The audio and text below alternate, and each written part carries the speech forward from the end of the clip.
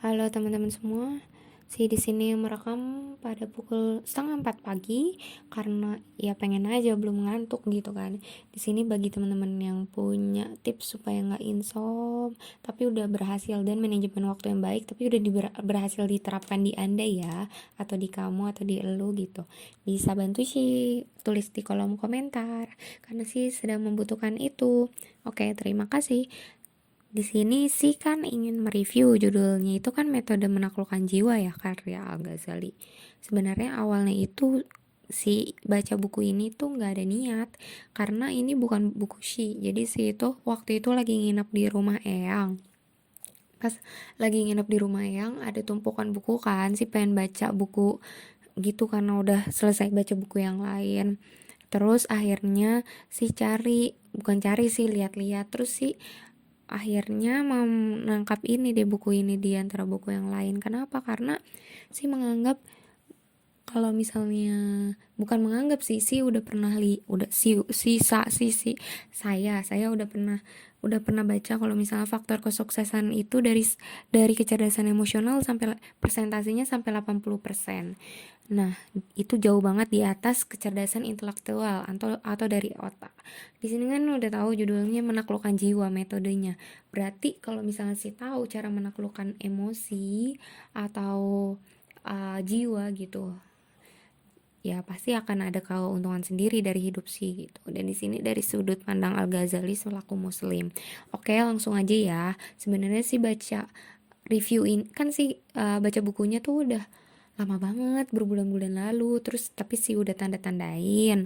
Nah, terus dari tanda-tandain ini sih bacanya itu sebenarnya udah sekitar semingguan lalu. Jadi sih sekarang langsung buka yang si tandain dan si langsung bacain aja sih dari yang seingat sih gitu. Ya udah langsung aja ya. Di sini tuh Al-Ghazali bilang ada faktor yang bikin raja itu terlihat menjadi budak, seperti budak atau raja menjadi budak. Itu yaitu gimana? Sifat rakus dan nafsu. Nah, kita udah tahu sendiri kan, kalau misalnya sifat rakus dan nafsu itu udah banyak sejarah yang terbukti baik itu kerajaan maupun sebuah kedudukan yang tinggi di suatu negara itu hancur karena pemimpinnya itu tidak bisa mengendalikan baik rakus dan nafsu. Jadi tidak bisa mengkokohkan prinsipnya gitu. Jadi entah itu tergoda oleh perempuan dan sebagainya. Itu yang pertama. Terus di sini itu mengendalikan hasrat untuk membanggakan diri melalui ucapan merupakan bagian dari program Al-Ghazali. Jadi seperti itu, mengendalikan diri melalui ucapan itu juga dari programnya. Jadi di sini kan dikasih tahu ya metode-metode untuk menaklukkan jiwa. Terus di sini juga dikasih tahu nih Rasulullah itu pernah loh ditanya tentang tanda-tanda orang beriman sama orang munafik. Nah, Rasulullah menjawab, orang beriman itu biasanya pasti memperhatikan sholat, puasa, ibadah. Sedangkan orang munafik itu cuma memperhatikan makanan dan minuman. Gak ubahnya seperti hewan. Jadi di sini kan ketahuan ya, cuma memperhatikan makanan dan minuman. Sebenarnya menurut sih ini sepenggal kalimat tapi ya seperti dalam gitu. Kenapa? Karena makanan dan minuman. Oke, makanan dan minuman. Tapi ini aspeknya bisa banyak loh ketika kita bekerja orientasi hanya untuk perut. Paham kan? Itu akan berarti bisa jadi kita menghalalkan berbagai cara untuk ya memenuhi kebutuhan minum dan makan doang gitu. Terus juga barangkali akan mudah terkecoh gitu dengan nafsu-nafsu yang lain juga ketika prinsip nggak kokoh gitu. Atau kita berarti itu kan udah ada indikasi bahwa jiwa kita itu belum bisa tertaklukkan dengan baik kan. Jadi menurut sih ya aspeknya luas sih. Terus di sini juga ada study case atau studi kasus yang bikin si mikir gitu. Jadi ada beberapa kisah. Kenapa bikin mikir? Karena ada beberapa kisah yang di sini tuh tokoh-tokoh dalam kisah ini merespon suatu kejadian itu dalam kalimat atau dalam ucapan yang tidak kasar pertama, tegas kedua, ketiga bikin orang mikir, keempat selain bikin orang mikir itu bisa bikin berdampak gitu loh. Jadi dia nggak perlu, dia menegur nggak usah pakai omongan kasar hewan seperti yang sekarang kayak gitu, udah beredar udah merajalela di anak muda sekarang ya. Kadang sih juga hilaf ya, semoga bisa lebih mengendalikan gitu. Ini jadi muhasabah sih juga. Ya udah lanjut aja, di kasusnya tuh apa aja sih. Buat pertama nih, si bacain ya. Jadi seorang pria pernah menghina Al-Ahnaf Ibnu Qais, namun Ahmad gak meladeninya. Orang itu nih yang menghinanya mengikutinya kemana-mana. Ketika tiba di tempat tinggal, tempat tinggal si yang dihina ini, si Al-Ahnaf Ibnu Qais ini, Al-Ahnaf berhenti terus berkata ke yang si menghina, jika ada nih kata-katanya, jika masih ada yang ingin kau katakan, katakanlah sekarang, agar jangan sampai ada orang bodoh dari daerah ini mendengar perkataanmu dan mencelakaimu. Dalam banget gak sih? Jadi tuh di sini dia pertama, dia nggak ada kata-kata kasar sama sekali dalam kalimat itu. Kedua, Al-Afnaf Ibnu Qais ini menegur ketika baru sepi, udah sampai tempat tinggalnya. Yang ketiga, dia itu masih ingat kebaikan, bukan kebaikan sih, masih ingat atau untuk membela gitu, masih ingat untuk membela si yang menghina ini, sampai bilang jangan sampai ada orang bodoh yang mencelakaimu karena perkataanmu gitu, karena ia mendengar perkataanmu gitu. Masih memikirkan loh kondisi yang dihina itu kan, jadi bikin ibaratnya bisa aja kan bikin speechless sih yang menghina itu. Terus udah gitu di sini juga ada kata-kata jangan sampai ada orang bodoh dari daerah ini mendengar perkataanmu. Dia sebenarnya terselip loh bilang jangan sampai ada orang bodoh yang mendengar, berarti dia mengindikasikan bahwa ketika orang terpancing emosinya dan membalas orang yang orang yang menghina gitu, itu adalah orang yang bodoh. Kenapa? Karena tidak bisa mengendalikan emosinya sampai dia, walaupun misalnya gue punya temen gue dihina, terus gue marah kayak gitu. Nah itu gue dianggap bodoh karena gue nggak bisa mengendalikan emosi gue. Mungkin bagi si Ahnaf ini masih ada cara lain untuk bisa membela si teman gue ini supaya dia tuh nggak dihina lagi sama si pelaku itu. Jadi satu konteks kalimat itu dalam banget menurut gue. Dia memperhatikan, sekali lagi ya, dia memperhatikan situasi dan kondisi efeknya nanti ke si penghina.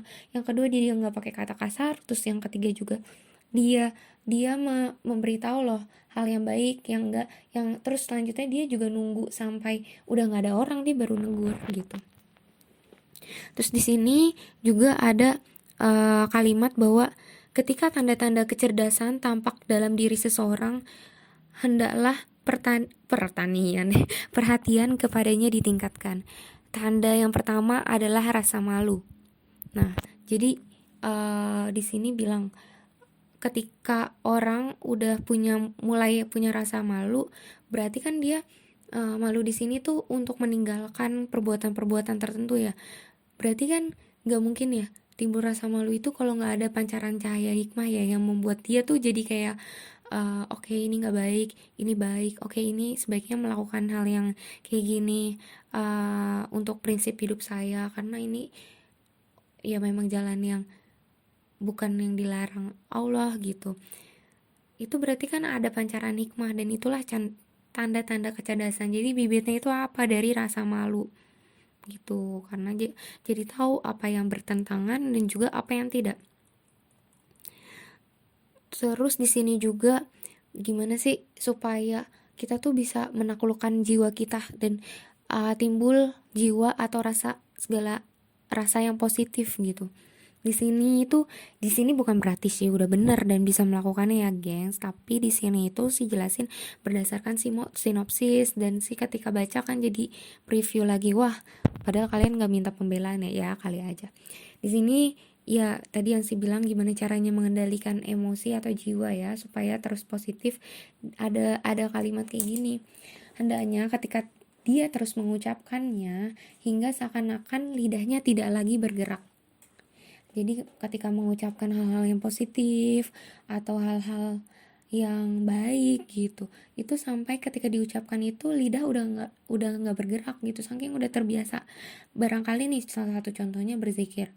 Nah, ketika kalimat itu ternyata masih meluncur tanpa meskipun udah nggak pakai perantaraan lidahnya lagi. Nah,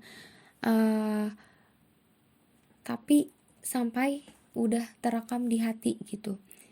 Nah kan hati itu kan kadang-kadang berubah ya, naik turun motivasinya gitu.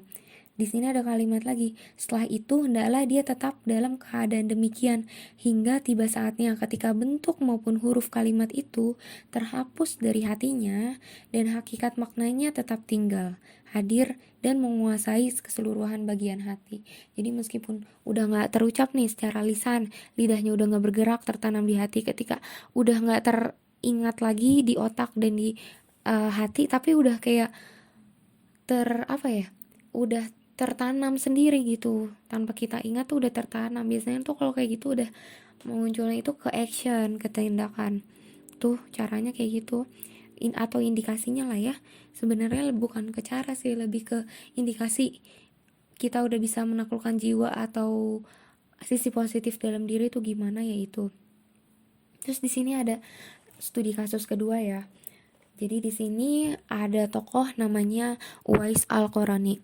Setiap kali Uwais Al-Qarani bertemu dengan anak-anak, mereka selalu melemparinya dengan batu. Jadi si anak-anak ini selalu melempari si Uwais Al-Qarani ini dengan batu. Namun dia berkata kepada mereka, kepada si anak-anak ini, si Uwais bilang, "Saudara-saudara, jika kalian memang senang melempariku dengan batu, gunakanlah batu yang kecil, agar kakiku tidak berdarah, sehingga aku tidak bisa sholat." Coba, ini mirip sama studi kasus yang pertama, yaitu apa poin yang pertama? Dia gak pakai kata kasar sama sekali untuk menegur anak-anak kecil, ya kan? Nah, yang kedua ini, dia itu masih membolehkan, ini betapa sabarnya ya, menunjukkan sifat sabar tokoh Uwais Al-Qarani ini. Dia nggak melarang si anak-anak itu buat nggak lempar batu, silakan lempar, tapi pakai batu yang kecil gitu. Nah, dia ngajarin supaya si anak tuh mikir, ya ampun, ini Bapak Uwais ini memang benar-benar pingin sholat, beribadah ke Allah, sampai dia bolehin kita ngelempar loh, asalkan jangan sampai kakinya berdarah, jadi cukup kerikil kecil aja. Kan si anak pasti mikir itu secara gak langsung. Jadi menurut si itu studi kasus ini ngajarin orang yang mendengar itu supaya berinisiatif untuk tobat tanpa dipaksa gitu. Dan kalau misalnya emang pakai batu yang besar kan bisa menyebabkan berdarah dan emang gak sah sholatnya kan, itu kan bikin si anak mengerti. Terus poin ketiga, si anak itu jadi belajar bahwa kalau misalnya berdarah itu sholat gak sah, ya kan. Jadi satu kalimat yang dalam sih, dan gak banyak orang bisa sabar dan menjawab dengan tetap berkepala dingin ketika dihadapkan situasi seperti ini, termasuk sih juga. Nah, terus di sini juga ada kasus ketiga lagi. Di sini Nabi Ibrahim ditanya, "Bagaimana bisa demikian baik padahal orang itu telah menganiaya dirimu?"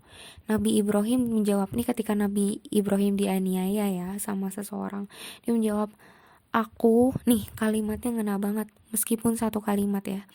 "Aku tidak ingin nasibku lebih baik karena dia, sedangkan dia bernasib buruk karena aku."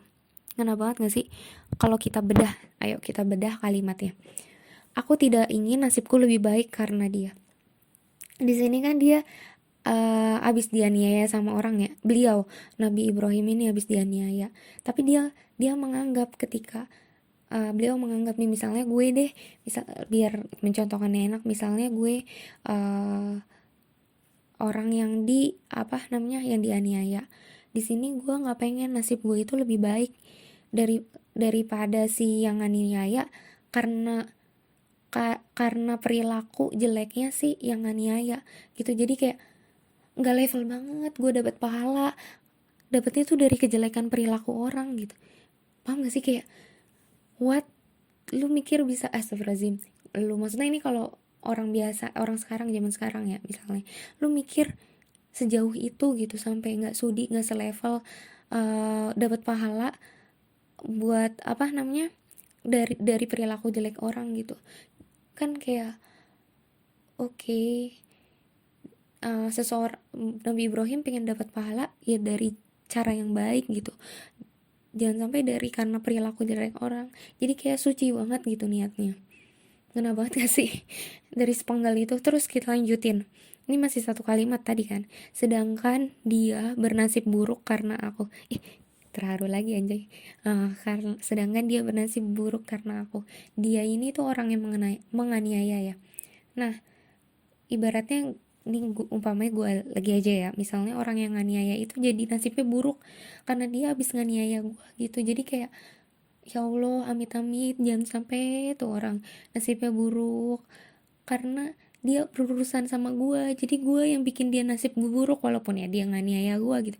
Kayak gila, baik banget akhlaknya, suci banget ya gak sih, gitu loh. Dalam gak sih? Kalau kata gue sih dalam gitu kalau kita bedah kalimatnya. Kayak gitu sih. Terus di sini itu uh, dari studi kasus itu sebenarnya kita bisa nyimpulin loh. Dan nyimpulinnya ini bukan asal sembarang nyimpulin. Di sini dari sabda Rasulullah. Jadi Rasulullah bersabda, orang beriman itu dihadapkan kepada 5 hal berat. Berdasarkan poin tadi kan kita bisa tahu ya 5 hal beratnya, tapi ini sabda Rasulullah. Pertama, adanya mukmin lain yang menaruh rasa iri kepadanya. Yang kedua, orang munafik yang membencinya. Yang ketiga, orang kafir yang memeranginya. Yang keempat, setan yang menyesatkannya. Dan yang kelima, jiwa yang berusaha melawannya. Ini jiwa sendiri ya ibaratnya. Jadi emang mungkin, kenapa sih gitu, secara penelitian nih, setelah zaman Rasulullah sudah berlalu gitu, zaman Rasulullah hidup sudah berlalu, zaman sahabat Rasulullah sudah berlalu gitu, ditemukan riset bahwa kecerdasan emosional itu menentukan kesuksesan. Karena ternyata ada hal-hal berat gitu supaya emosi itu bisa terus terkendali ya, dari 5 hal ini. Jadi bahkan sampai kita harus melawan diri kita sendiri gitu. Dan faktornya pun itu ada 5 faktor kan tadi, ada 5 indikator lah ibaratnya. Dan satu indikator aja tuh kasusnya bisa banyak banget. Kayak jiwa yang berusaha melawan nih, misal kayak jiwa gue melawan gue untuk berniat baik dari rasa malas, dari rasa kecewa sama orang, dari respon orang yang tidak ini, dari misalnya jiwa gue yang belum dewasa, itu udah cabangnya udah banyak.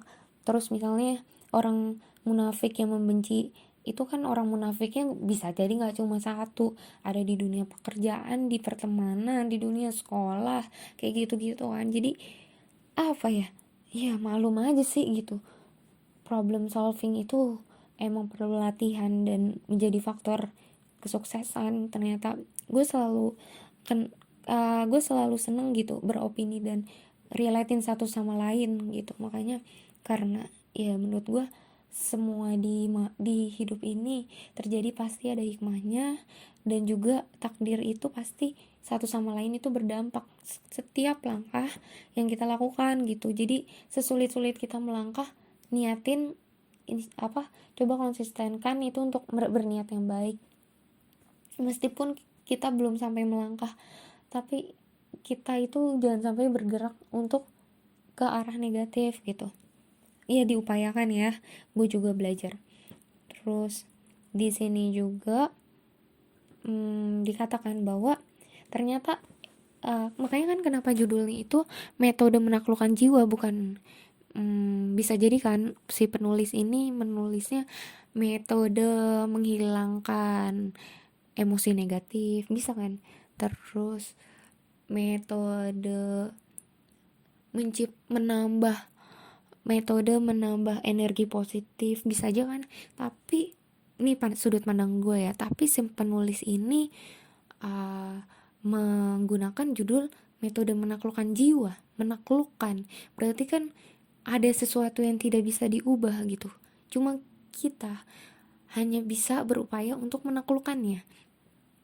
Ternyata di buku ini bilang bahwa emosi sama hawa nafsu itu ya emang gak bisa dihilangin.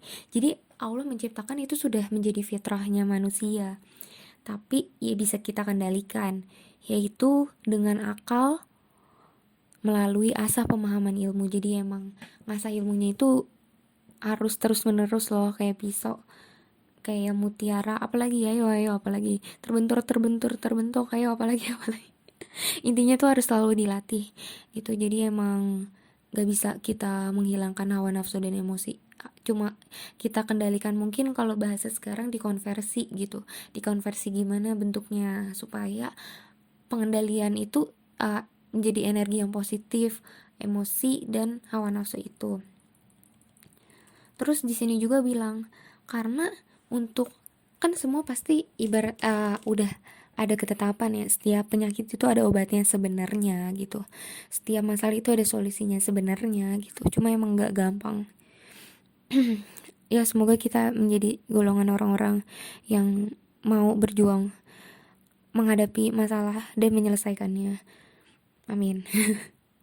Ini gue berdoa untuk diri gue sendiri juga.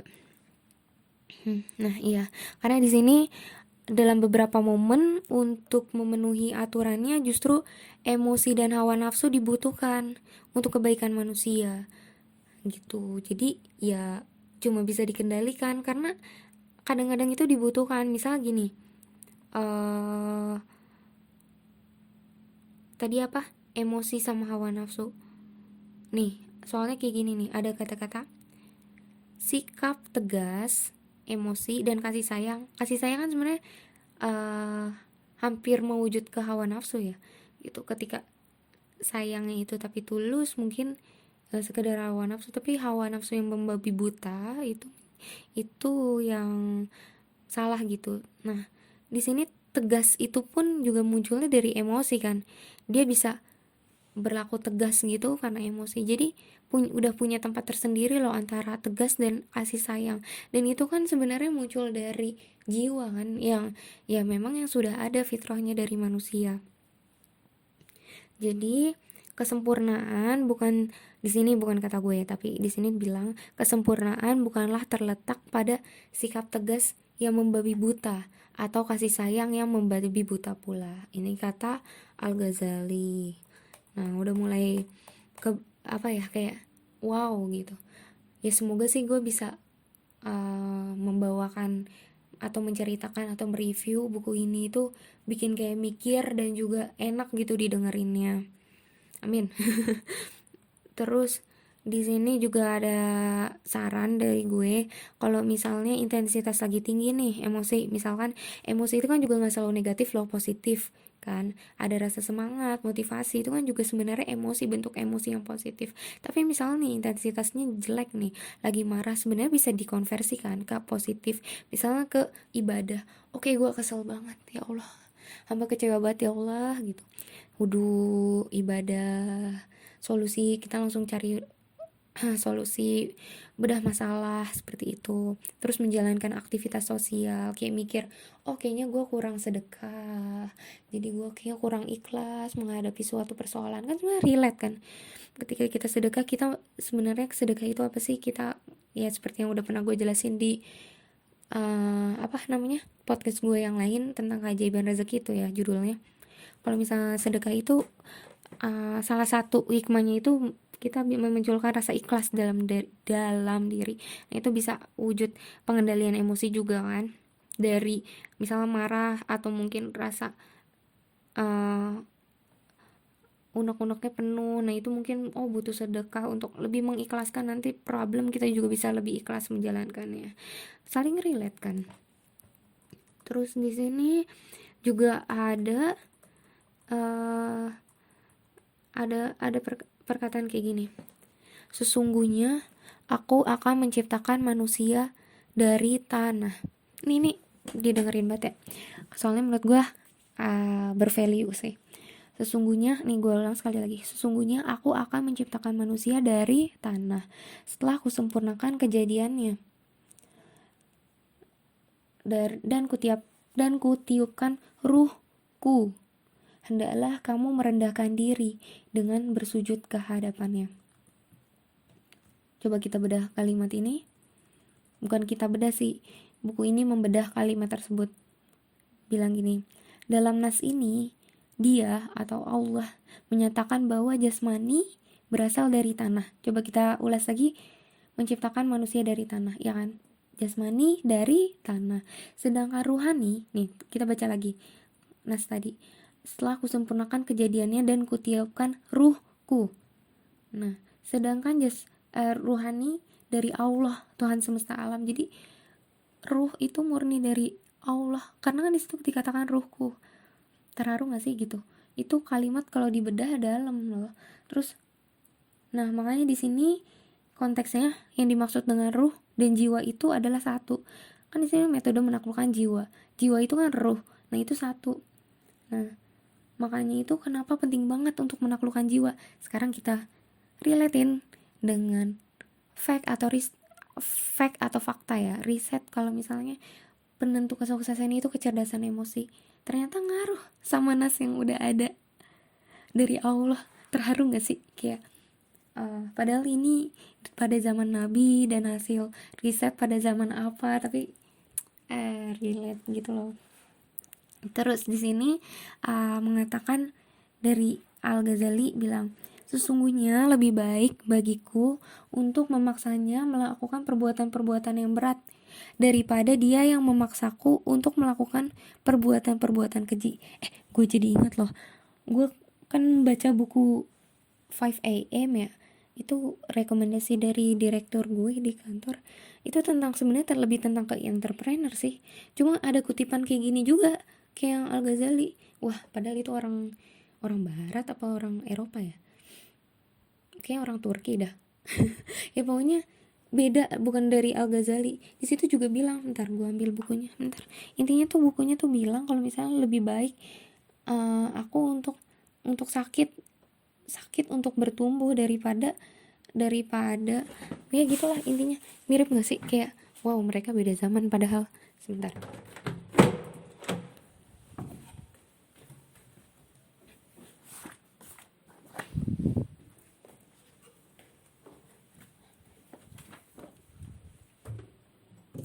Gue baca ini baru, ini gue nggak akan ada nggak akan ada edit karena gue pengen langsung upload, bodo amat. Ini gue sebenarnya bakal review juga sih buku 5 AM ini kalau udah baca sampai habis, cuma gue baru baca 50-an halaman. Di sini ada kutipan juga nih, yang apa-apa dong baca salah satu kutipannya. Dia bilang gini, penulisnya tuh namanya Robin Sharma. Gue kutip, ntar Robin Sharma siapa nanti di next kalau gue udah baca ya, dan gue bakal review insyaallah. Nah di sini bilang gini si penulis ini, saya harus jujur satu hal penting, rasa sakit karena pertumbuhan jauh lebih murah daripada kerusakan yang menghancurkan akibat penyesalan. Gila, sama gak sih intinya? Kalau Al-Ghazali bedanya bilang, sesungguhnya lebih baik bagiku untuk memaksanya melakukan perbuatan yang berat daripada dia memaksaku untuk melakukan perbuatan keji. Intinya ini tuh kan ini entrepreneur cuy, dengan ilmu dari Al-Ghazali gitu untuk menaklukkan jiwa. Jadi kayak semua tuh relate. Kenapa gue bilang sinkronisasi biografi? Udah, kita lanjut ya. Di sini ada perkataan dari Al-Ghazali, yaitu aku hanyalah seorang tamu di rumah Tuhanku. Menurut gue sih di bumi maksudnya, atau di kehidupannya Al-Ghazali. Jika dia, Allah gitu, memberiku makanan, aku makan. Jika dia memberiku rasa lapar, aku menghadapinya dengan sabar. Apa urusanku dengan pantangan dan membeda-bedakan? Dalam gak sih kalimatnya? Menurut gue dalam banget sih. Intinya ya kita itu harusnya bersyukur gitu, dikasih kesempatan hidup merasakan sensasi hidup di bumi, apapun nanti endingnya gitu. Karena kita itu cuma tamu yang diundang, ibaratnya disuguhkan bumi gitu, dan seisinya oleh Allah gitu. Jadi ketika Allah ngasih makan, ya makan. Ketika lapar, ya hadapin dengan sabar. Di sini juga bilangnya bukan bukan bersabarlah, menunggu, enggak, tapi di sini aku menghadapinya dan sabar. Itu kayak kalau gue bedah tuh dalam juga loh. Jadi kayak misal lu dihadapin beberapa cobaan gitu, itu kan sebenarnya lapar ya. Menurut gue tuh kutip lapar itu nggak cuma makanan loh, tapi lapar itu bisa jadi rasa rasa yang nggak tersampaikan, ya bukan rasa cinta, mungkin ya pokoknya cobaan-cobaan yang mungkin nggak sesuai dengan harapan gitu. Nah itu itu kan bisa juga dalam arti lapar kan. Aku menghadapinya dengan sabar, dihadapin tapi dengan sabar, karena itu udah pemberian Allah gitu. Jadi kayak di sini nggak ada kata menunggu atau misal menunggu dengan sabar, tapi menghadapi ya tetap diikhtiarkan gitu loh.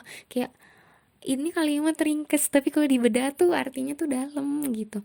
Terus di sini ada kalimat apa urusanku dengan pantangan dan membeda-bedakan gitu. Jadi kayak ya udah, hadapi dengan sabar. Terus mungkin kalau misalnya orang lain yang beda bakal lebih lebih deep atau lebih apa namanya, lebih deskriptif atau lebih detail.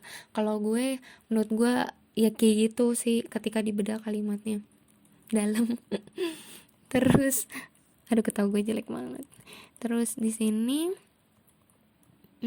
ntar gue baca lagi di sini. Terus ada juga caranya di tulisan buku ini. Terus gimana sih caranya menaklukkan jiwa? Tadi kan ada studi kasusnya. Terus contoh orang yang beriman kayak gimana?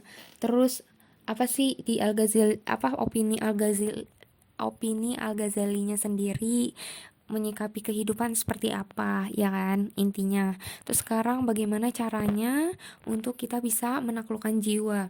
Di sini itu dibilang, kata Yahya Ibnu Mu'adz Ar-Razi, berjuanglah melawan nafsumu dengan pedang pendisiplinan diri.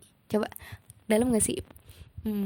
Mungkin karena gue suka nulis puisi ya, jadi ketika nemu kalimat-kalimat yang menurut gue bikin ngerenung tuh kayak oke, ini dibedah tuh sebenarnya banyak konteksnya.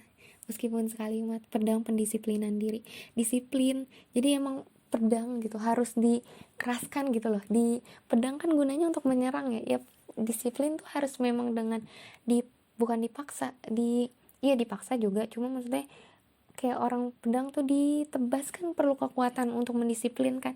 Jadi apa ya, orang dulu tuh ngena gitu loh kalau dibedah loh kata-katanya dengan pendisiplinan diri. Nah di sini ada 4 cara pendisiplinan diri: menyedikitkan makan, menahan tidur, menahan ucapan, dan bersabar terhadap perbuatan orang lain yang menyakitkan. Seperti itu kalau dari Yahya Ibnu Mu'adz Ar-Razi. Tapi bener sih, ketika kita nggak terlalu berlebihan dalam makan, kan makan itu pasti bukan pasti sih, hampir selalu menyebabkan kenyang. Kenyang udah pasti, hampir selalu menyebabkan ngantuk gitu ketika makan itu terlalu berlebihan. Jadi menjadikan makan mungkin seperlunya, yang penting perut itu keisi. Menahan tidur maksudnya nggak terlalu banyak tidur, karena kita di sini ibaratnya tamu Allah di bumi gitu, masih banyak tugas kita untuk menebarkan manfaat gitu kan. Terus membatasi ucapan itu mungkin bentuk dari pengendalian, bukan bentuk sih, ini kan namanya cara ya, bentuk pengendalian jiwa. Membatasi ucapan, ketika kita coba membatasi ucapan, jiwa yang akan mengontrolnya, yang akan bisa bangkit untuk berbicara barangkali sih. Cuma gue belum sampai tahap situ, insyaallah semoga bisa, amin. Terus bersabar terhadap perbuatan orang lain yang menyakitkan, ya bersabar.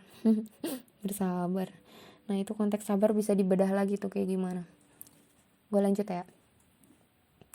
Di sini Al-Quran telah menyebutkan sifat-sifat ini ketika menggambarkan perangai orang-orang yang beriman. Tadi kan yang pertama udah ada ya tentang orang beriman Apa coba tadi masih ingat gak kata-kata orang beriman? Apa sih namanya, yang menjaga sholat puasa nggak cuma mikirin makan sama minum ya kan. Tapi kalau di sini ada juga dari Al-Quran bahwa menyebutkan orang yang beriman itu orang yang percaya kepada Allah dan juga Rasulnya, kemudian mereka tidak ragu-ragu. Deep banget, mereka tidak ragu-ragu dan mereka berjihad dengan harta dan jiwa mereka di jalan Allah. Mereka itulah orang-orang yang benar. Gengs, ketika niat lo baik, jangan ragu-ragu dalam bertindak. Itu yang sedang gue coba lakukan gitu. Karena ya untuk beriman kan berarti masih terkait sama iman, itu artinya percaya kan. Untuk beriman itu terkait dengan pengendalian jiwa, dan untuk bisa mengendalikan ya kita jangan ragu-ragu gitu. Ketika niat baik langsung dilakukan. Nanti kita akan belajar gimana mengendalikan jiwa sesuai perjalanannya akan sampai sesuai dengan niatnya gitu. Ketika nggak ragu-ragu berada di prinsip yang benar. Ya, dari opini sih seperti itu yang hasil baca dari kesimpulan buku review buku metode menaklukkan jiwa. Maaf ya kalau masih ada kata-kata yang salah. Kalau mau diskusi atau mau curhat atau mau kritik sih bisa. Kalau kritik bagusnya ayo terapkan buku metode menaklukkan jiwa kalau bisa. Cuma 2 orang, 2 person sama gue aja, bisa via DM, chat, atau via email. Tapi kalau atau mau curhat juga nggak apa-apa. Tapi di sini curhatnya jangan nggak ada ini, bukan karena solusi, cuma karena ada hal lain, basa-basi. Punya yang butuh solusi bisa chat sih ya, atau tulis di kolom komen juga nggak apa-apa kalau masih ada kritik atau saran. Tapi kalau kritiknya itu ya dirasa membangun gitu, bisa tulis di komen, nggak apa-apa deh. Terima kasih sudah mendengarkan, semoga tetap setia dengan podcast Shi, dan doakan semoga Shi bisa terus menebarkan manfaat melalui podcast ini, melalui review buku dan cara-cara lainnya. Oke, keep sharing benefit. Bye bye. Wassalamualaikum warahmatullahi wabarakatuh.